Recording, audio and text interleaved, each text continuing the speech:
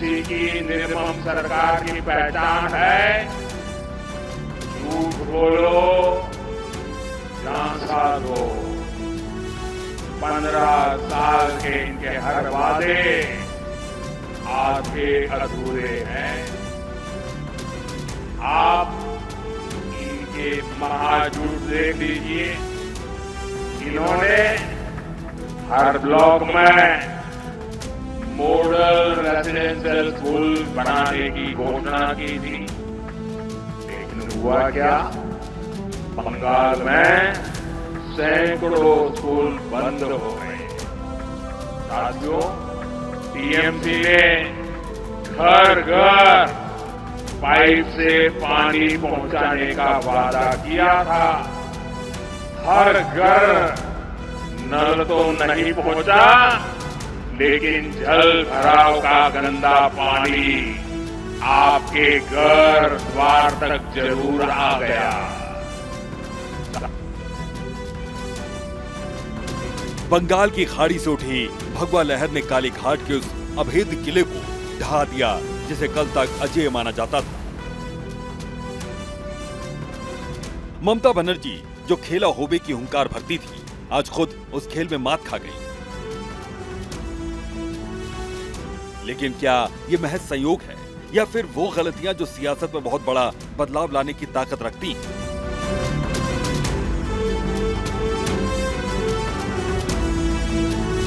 दीदी और टीएमसी की ये हार महज एक चुनावी हार नहीं, ये उन एम फैक्टर का प्रहार है जिसे दीदी समझ नहीं पाई। संदेश खाली की चीख से लेकर सयानी घोष के काबा मदीना वाले बयान तक आखिर कैसे ममता की जमीन खिसक गई, आज एक एक कर आपको बताएं। मैं खड़ी हूँ इस समय ठनठनिया सिद्धेश्वरी कालीबाड़ी। यहाँ पर प्रधानमंत्री नरेंद्र मोदी ने मां काली का आशीर्वाद लिया और चुनाव में ममता दीदी को सत्ता से बाहर कर दिया। देखिए, ये वो चुनाव था जहां पर एक समय बंगाल में ममता दीदी को अजय माना जाता था, लेकिन उनको चुनाव में हराकर एक बड़ा सवाल आज टीएमसी के सामने खड़ा है। सवालों का पहाड़ खड़ा है कि आखिर खेला होबे होने वाले नारे ने कैसे ममता दीदी को पटकनी दे दी, कैसे हुआ कि ये सत्ता से बाहर हो गया। तो अगर इस बात को कलकत्ता की धरती से समझें, लोगों से बात करने के बाद और डिकोड करें, तो यहाँ पर एक बात निकल कर आती है जो कि है एम फैक्टर। ममता दीदी को उन एम फैक्टर्स ने सत्ता में मात दे दी और सबसे बड़ा एम फैक्टर है महिला। आज हम उन महिलाओं से लेकर माइनॉरिटी और मतवा तक वो तमाम एम फैक्टर्स का जिक्र करेंगे जिसको ममता दीदी ने चुनाव में मात दी। लेकिन सबसे बड़ा फैक्टर था महिला, जो कि ममता दीदी को अपना सब कुछ मानती थी, लेकिन संदेश खाली, आरजीकर जैसे मुद्दों पर असंवेदनशीलता, इग्नोरेंस और उस तमाम वो बातें थी जिससे महिलाओं का दिल दुखाया। भ्रष्टाचार, ऐसे बहुत सारे फैक्टर्स थे जिसमें ममता दीदी खुलकर महिलाओं के साथ खड़ी नहीं हुई और महिलाओं का जो रुझान था वो ममता दीदी से हट गया। बजाय इसके कि ममता दीदी की योजनाओं में महिलाएं रहती थी, लक्ष्मी भंडार योजना से लेकर तमाम योजना के बावजूद महिलाओं की अस्मिता के बारे में ममता दीदी ने नहीं सोचा और ममता दीदी के साथ खेला हो गया। ममता की हार का एम फैक्टर, एम महिला, मोदी माइनॉरिटी, मतुआ माइग्रेंट्स। ये वो फैक्टर हैं जिसने पूरे बंगाल की दिशा बदल दी। पहला एम जिसने दीदी को सबसे बड़ा झटका दिया, महिलाएं। जो महिलाएं ममता का सुरक्षा कवच थी, संदेश खाली के बाद वही उनके खिलाफ दुर्गा बनकर खड़ी हो गई। शाहजहां शेख जैसे किरदारों ने दीदी की मां माटी मानुष वाली छवि को तार तार कर दिया। आधी आबादी ने ठान लिया था कि इस बार लक्ष्मी भंडार नहीं, इज्जत की सुरक्षा पर वोट पड़ेगा और बंगाल के चुनावी नतीजों ने बता दिया कि बंगाल की बेटी ने अपनी दीदी को माफ नहीं किया।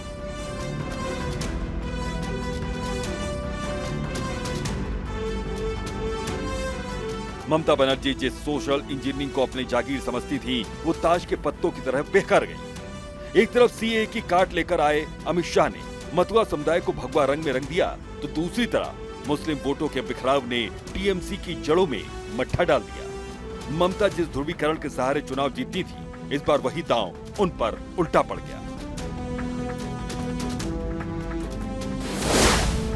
मधुआ समुदाय बंगाल की राजनीति में एक निर्णायक भूमिका निभाता है, जो ममता दीदी का मजबूत वोट बैंक था। लेकिन 2026 के विधानसभा चुनाव में समीकरण बदल गए। मधुआ समुदाय के धार्मिक केंद्र ठाकुरबाड़ी में शुभेंदु के प्रभाव ने ममता के प्रभाव को पूरी तरह से बेअसर कर दिया। नतीजा ये हुआ कि उत्तर 24 परगना और नदिया जैसे जिलों में जहां मथुआ आबादी घनी है, बीजेपी ने क्लीन स्वीप जैसी स्थिति पैदा की। दूसरा सबसे बड़ा फैक्टर था माइनॉरिटी, यानी अल्पसंख्यक और मथुआ वोट बैंक। देखिए, सीसीए जैसे मुद्दे पर मथुआ वोट बैंक एकजुट होकर बीजेपी के पाले में चला गया, लेकिन माइनॉरिटी वोट बैंक एकजुट नहीं हुआ। हिंदू वोट बैंक कई टीएमसी के नारों के चलते एकजुट हो गया, लेकिन माइनॉरिटी वोट बैंक एकजुट नहीं हुआ। देखिए, कई ऐसे वोट बैंक थे जिसको ममता दीदी अपनी जागीर समझती थी, लेकिन वही सामाजिक समीकरण ममता दीदी का बिगड़ गया। और एक बड़ा वोट बैंक आपको बताएं, जो बड़ा एम फैक्टर है, वो है नरेंद्र मोदी। मोदी खुद, मोदी का चेहरा, जिसने गांव तक, ग्रामीण इलाकों तक अपनी योजनाओं से ग्रामीण वोट बैंक को भी अपने पाले में कर लिया, जो कि ममता दीदी के पास हुआ करता था। यानी मोदी का चेहरा, उनकी विकास की योजनाएं, गारंटीज, महिलाओं को लेकर बातें, तो ग्रामीण महिलाएं भी बीजेपी की तरफ आ गई, ममता दीदी का पाला छोड़ दिया। फिर एक बड़ा एम फैक्टर था खुद ममता दीदी। देखिए, ममता दीदी धीरे धीरे लोगों से छिटकती चली गई, और वजह थी ममता दीदी का एक सादगी और सोच का एक फैक्टर था, जिससे वो लोगों से जुड़ी हुई थी। लेकिन सिंडिकेट, भ्रष्टाचार, ये तमाम वो चीजें हुई जिसने उन्होंने जनता से कट कर दिया, जनता से धीरे धीरे छिटका दिया।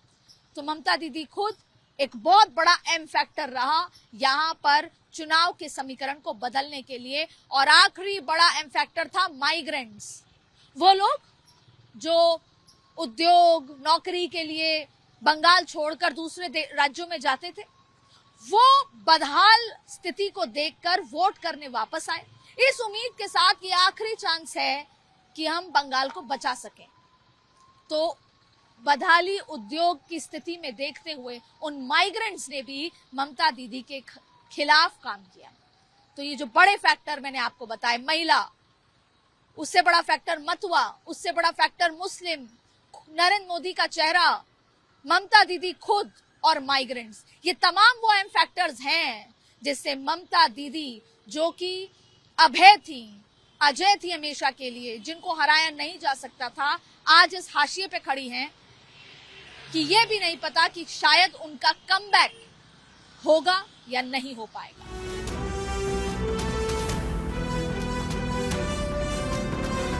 इसी तरह बंगाल में लगभग 27 से 30% मुस्लिम आबादी है। 2011 से 2021 तक ये वोट एकमुश्त टीएमसी को जाता था, लेकिन 2026 में ये माइनॉरिटी वोट बिखर गया।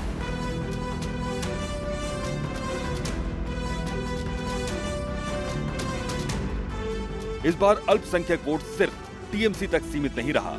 आईएसएफ और लेफ्ट कांग्रेस गठबंधन ने उन इलाकों में सेंध लगाई जहां मुस्लिम मतदाता टीएमसी से सिंडिकेट राज और स्थानीय भ्रष्टाचार के कारण नाराज थे। शिक्षक भर्ती घोटाला और संदेश खाली जैसी घटनाओं ने न केवल हिंदुओं को ही नहीं, बल्कि गरीब मुस्लिम तबके को भी प्रभावित किया, जो सरकारी नौकरियों और विकास की उम्मीद कर रहे थे। मुर्शिदाबाद और मालदा जैसे मुस्लिम बाहुल्य जिलों में टीएमसी का वोट प्रतिशत गिर गया, जिसका सीधा फायदा बीजेपी को त्रिकोणीय मुकाबले के कारण मिला। ममता दीदी अक्सर अल्पसंख्यक वोटों को एकजुट करने के लिए जिस ध्रुवीकरण का सहारा लेती थी, इस बार वही उनके लिए घातक साबित हुआ। ममता बनर्जी ने इस बार सोशल इंजीनियरिंग के पुराने फॉर्मूले पर भरोसा किया, जबकि बीजेपी ने माइक्रो मैनेजमेंट और सटीक नैरेटिव के जरिए उस आधार को ही काट दिया।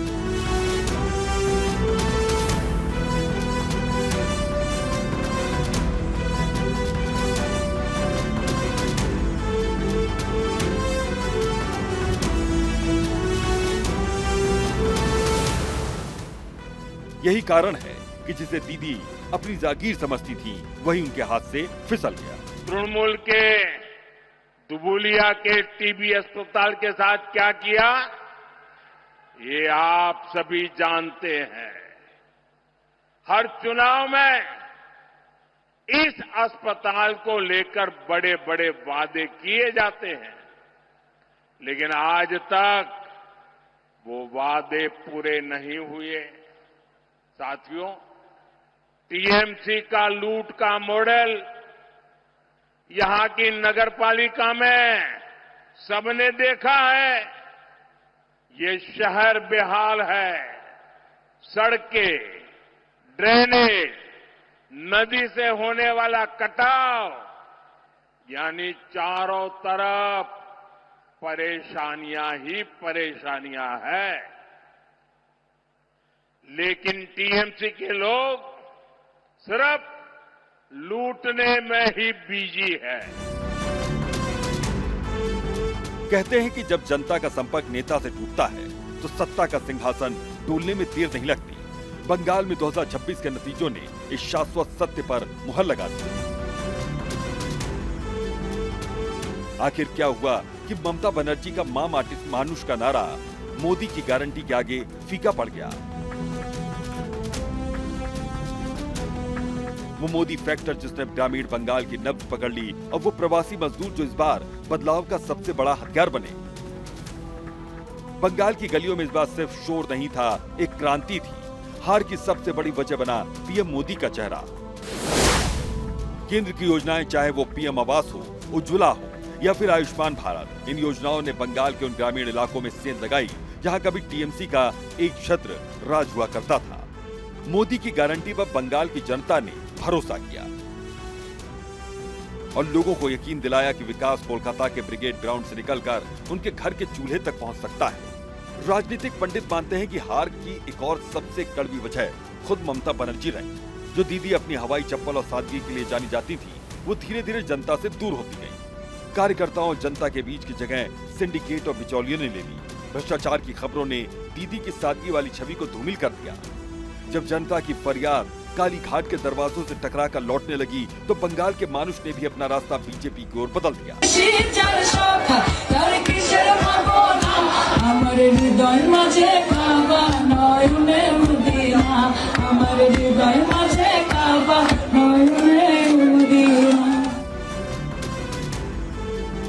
बंगाल की सियासत की बिसात बिछी थी और मोहरे सज चुके थे, लेकिन एक वीडियो ने पूरी बाजी पलट दी। टीएमसी सांसद सयानी घोष ने चुनावी रैलियों में जब काबा और मदीना का जिक्र किया तो टीएमसी को लगा कि उन्होंने मुस्लिम वोटों पर पक्की मुहर लगा दी। लेकिन बीजेपी के रणनीतिकारों ने इस बयान को उस आग में बदल दिया जिसकी तपिश टीएमसी को आज भी महसूस होती है। बीजेपी ने इसे खुलेआम तुष्टीकरण के जीते जागते सबूत के तौर पर पेश किया और बंगाल की जनता से सीधा सवाल पूछा कि अगर आज इनके दिल में काबा और आंखों में मदीना है तो कल बंगाल की संस्कृति का क्या होगा। कहते हैं चुनाव में एक बयान राजनीति के खेल को पलट के रख सकता है, और शायद ममता दीदी को इस बात का अंदाजा नहीं था कि सयानी घोष को चुनाव में चेहरे के रूप में आगे करना उनके लिए कितना बड़ा फॉल आउट होगा। सयानी घोष का एक बयान, जो कि टीएमसी की सांसद थी, उनका काबा और मक्का मदीना को लेकर जो बयान था, उसने चुनाव के तमाम समीकरण बदल डाले। शायद सयानी घोष को लगा होगा कि वो मुस्लिम वोट बैंक में घेरेबंदी पैदा कर लेंगी, लेकिन हुआ क्या? काबा और मदीना के उस बयान ने बीजेपी की चुनावी थाली में जीत का मुद्दा परोस दिया। बीजेपी ने उस एक वीडियो को, जो सयानी घोष का बयान था, वीडियो के तौर पर घर घर गांव गांव भेजा और तब शुरू हुआ हिंदू वोट बैंक की एकजुटता। बीजेपी ने साफ तौर पर उसको ऐसे परोसा, एक तुष्टीकरण के सबूत के तौर पर परोसा और बताया हिंदुओं को कि अगर इनके दिल में काबा और आंखों में मदीना बसता है तो सोच लो कैसा होगा बंगाल, कैसा होगा बंगाल का भविष्य। और यही था बदलाव।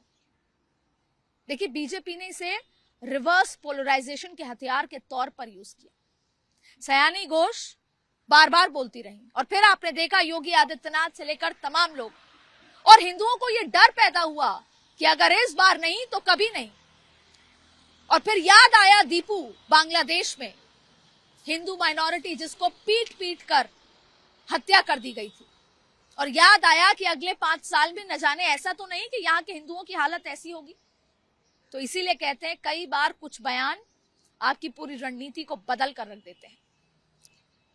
मुस्लिम पोलराइज नहीं हो पाया, लेकिन हिंदू एकजुट होकर ममता दीदी को ध्वस्त कर गया। और सयानी घोष का इस एक बयान बीजेपी के लिए वो गोला बारूद बन गया जिसने टीएमसी के किले को ध्वस्त कर दिया।